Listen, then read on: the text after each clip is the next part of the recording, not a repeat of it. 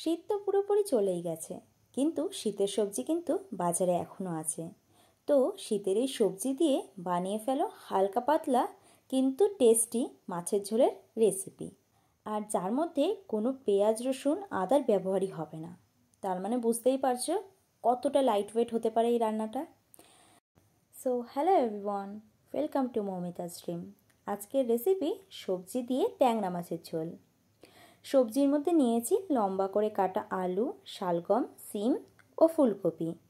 এদিকে মাঝারি সাইজে 300 গ্রাম ট্যাংরা মাছ নিয়েছি। জানো তো মাছের মধ্যে কিন্তু ডিমও আছে।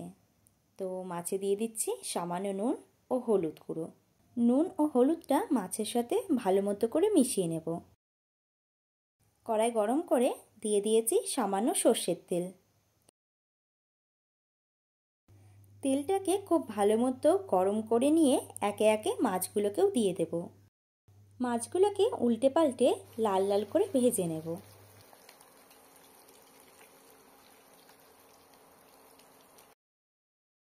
যতক্ষণ মাছ ভাজা হচ্ছে চলো ততক্ষণে একটা মশলা বানিয়ে নিই। একটা বাটিতে দিয়ে দিচ্ছি হাফ চামচ হলুদ গুঁড়ো, 1.5 চামচ জিরে গুঁড়ো, হাফ চামচ ধনে গুঁড়ো, 1 চামচ কাশ্মীরি লঙ্কা গুঁড়ো, অল্প জল অ্যাড করে মশলাটা ভালো মতো মিক্স করে নেব। এরকম যদি আগে থেকে মশলা তৈরি করে রাখা হয় তাহলে কিন্তু মশলার মধ্যে খুব সুন্দর একটা কালার আসে। আর এইসব রান্নায় শিলনোড়াতে বাটা মশলা কিন্তু খেতে খুব ভালো লাগে। যদি তোমরা পারো তাহলে করতে পারো, আর যদি তোমাদের হাতে টাইম না থাকে তাহলে কিন্তু আমি যেরকমভাবে বানিয়েছি এরকমভাবেও মশলা মিক্স করে করতে পারো রান্নায়, তাতেও কিন্তু রান্নার টেস্ট দারুণ আসে। এদিকে মাছগুলো ভাজা হয়ে গেছে। মাছগুলোকে আলাদা একটা পাত্রে তুলে রাখবো, আর একইভাবে বাকি মাছগুলোকেও ভেজে নেব।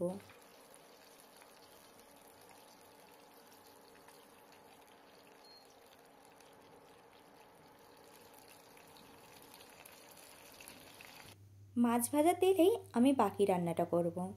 ফোড়নের জন্য দিয়ে দিচ্ছি একটা শুকনো লঙ্কা, একটা তেজপাতা আর সামান্য কালো জিরে।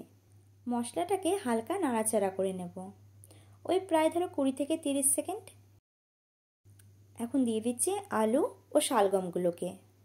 যেই সবজিগুলো সেদ্ধ হতে টাইম লাগে সেগুলোকে আগে রান্নায় দিয়ে দেব। আলু ও শালগমটা 2 মিনিট ভেজে নেব।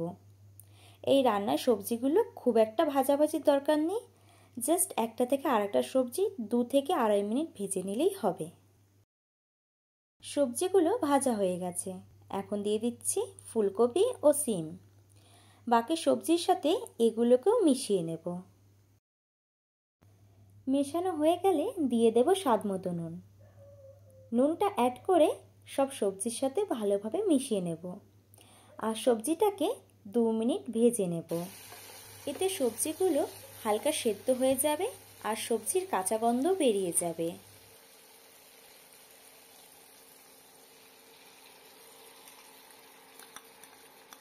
প্রায় 2 থেকে 2.5 মিনিট সবজিটাকে ভেজে নিয়েছি।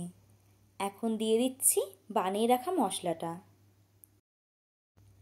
এরকম যদি মশলা জলে ভিজিয়ে রেখে পরে রান্নায় ইউজ করা হয় তাহলে কিন্তু রান্নার টেস্ট দারুণ হয়।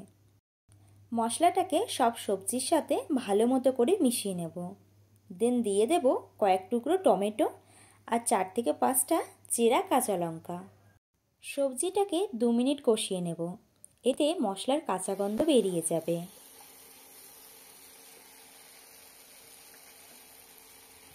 সবজিগুলোকে 2 মিনিট কষিয়ে নিয়েছি। এখন দিয়ে দিচ্ছি জল। এবারে ঢাকা দিয়ে সবজিগুলোকে সেদ্ধ হতে দেব।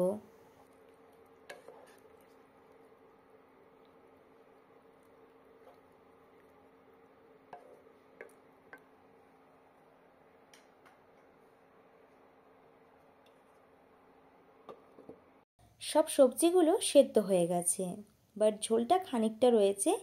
এটা একদম আমি গামাখা করব না, কারণ হালকা পাতলা রান্না যেহেতু প্রথমেই বলেছি, তাই খানিকটা ঝোল রাখবো। তো দিয়ে দিচ্ছি ট্যাংরা মাছগুলোকে।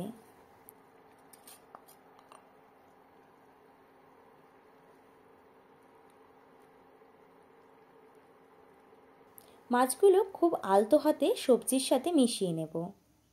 আর আবারও ঢাকা দিয়ে 2 মিনিট ঝোলটাকে ফুটিয়ে নেব। রান্নাটা অলমোস্ট হয়ে গেছে। সব সবজিগুলো একদম প্রপারভাবে সেদ্ধ হয়ে গেছে। আর দেখো কত লাইট ওয়েট একটা ঝোল তৈরি হয়েছে। তো এখন দিয়ে দিচ্ছি সামান্য গরম মশলার গুঁড়ো, 1/2 চামচ চিনি আর ধনেপাতা কুচি। সব কিছু একসাথে মিশিয়ে নিয়ে সার্ভ করো গরম গরম ভাতের সাথে। কোনোই ডুবিয়ে খাও এই সবজি দিয়ে ট্যাংরা মাছের ঝোল। আর আমাকে জানাতে ভুলো না তোমাদের কেমন লাগলো আজকের এই রেসিপিটা। যদি এই রেসিপিটা তোমাদের জন্য হেল্পফুল হয়ে থাকে তাহলে ভিডিওটাতে একটা লাইক দিয়ে যেও আর চ্যানেলটাকেও সাবস্ক্রাইব করো। দেখা হবে নতুন এক ভিডিওর সাথে। ততক্ষণের জন্য টাটা।